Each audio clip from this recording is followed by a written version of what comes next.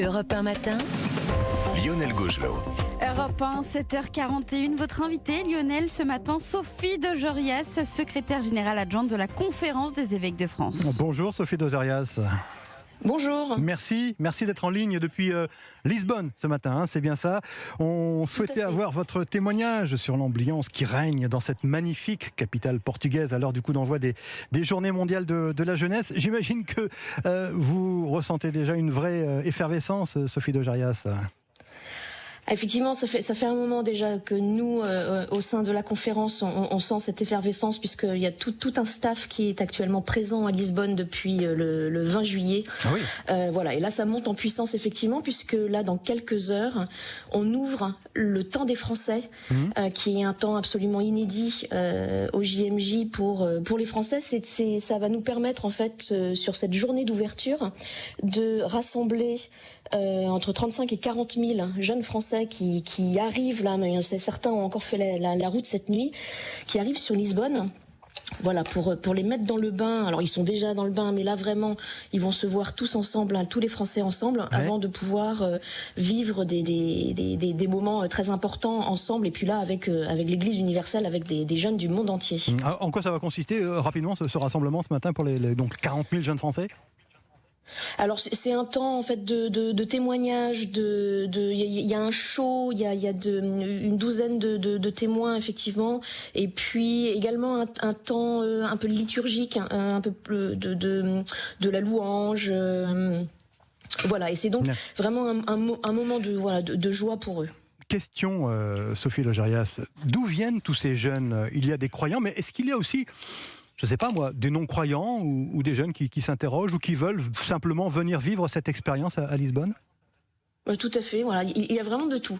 Il y a des jeunes croyants, des jeunes qui, dont les parents ont eux-mêmes vécu les JMJ et puis qui perpétuent un petit peu la même expérience. Et puis ils ont eux-mêmes amené des copains de la fac ou même de leur boulot à venir là. Il y a des jeunes qui ne sont pas chrétiens. Il peut y avoir des musulmans, il peut y avoir quelques juifs également. Voilà, des jeunes qui viennent vraiment de partout et qui sont venus là pour vivre une expérience. Quelles sont, Sophie Dojorias, les attentes de cette jeunesse ? Les attentes de cette jeunesse, c'est, je crois, d'être dans l'espérance, d'être dans la joie, vous savez, ils ont vécu, on le dit beaucoup, hein, ce sont les premières JMJ depuis le Covid. Ouais. Ils ont vécu une expérience assez traumatisante.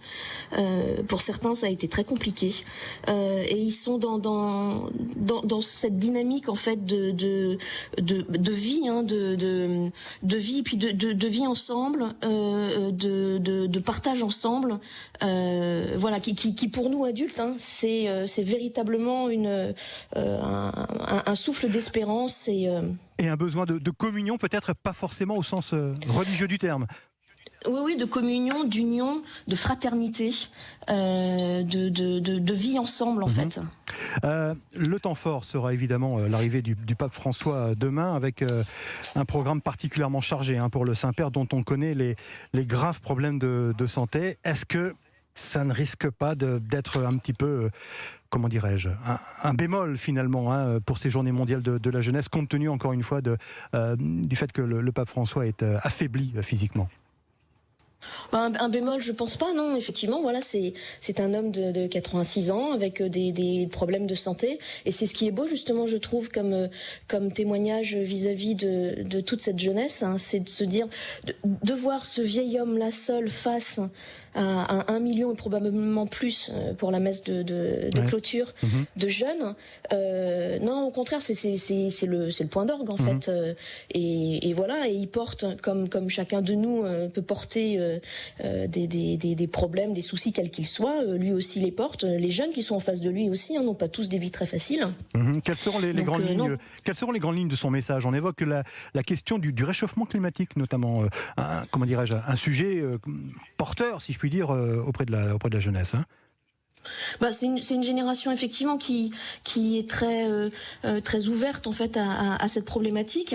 Le pape a choisi en fait de faire réfléchir les jeunes sur Laudato Si, qui est donc l'écologie intégrale, qui va au-delà en fait de l'écologie verte, la terre, et voilà, parce que c'est l'écologie intégrale et c'est le cri des pauvres et le cri de la terre, mais également les faire réfléchir aussi sur l'amitié sociale, sur ce qu'il a écrit de Fratelli Tutti, et qui sont vraiment sur l'engagement dans la société, l'engagement dans la vie, et que ce soit l'écologie intégrale ou l'engagement social, ce sont vraiment des choses que la jeune génération porte aujourd'hui plus que nous on ne pouvait le faire à l'époque. Alors Sophie de Jorias, le pape François doit aussi rencontrer demain des victimes d'agressions sexuelles commises au Portugal par des membres du clergé.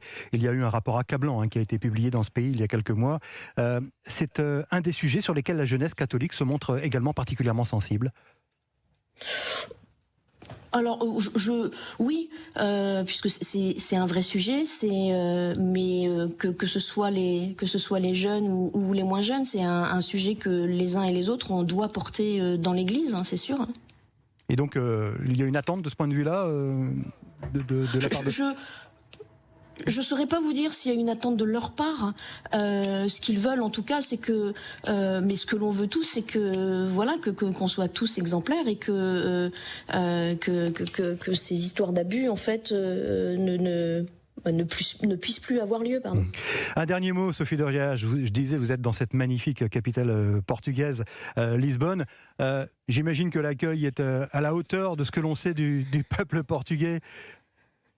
Alors, le peuple portugais, effectivement, est un peuple particulièrement accueillant, souriant, et c'est vraiment là, c'est incroyable ce que l'on peut vivre ici. La plupart des évêques français sont arrivés là hier soir dans le centre de Lisbonne, et les messages que l'on reçoit les uns après les autres, c'est accueil fantastique, vraiment tout, et ce qui permet effectivement d'être d'autant plus dans la joie aujourd'hui pour vivre tout ce qu'on a à vivre à partir de l'ouverture là officielle tout à l'heure. Merci Sophie de Jorias, excellent séjour donc à Lisbonne pour ces journées mondiales de la jeunesse. Et je rappelle que vous êtes secrétaire générale adjointe de la Conférence des évêques de France. Merci, bonne journée.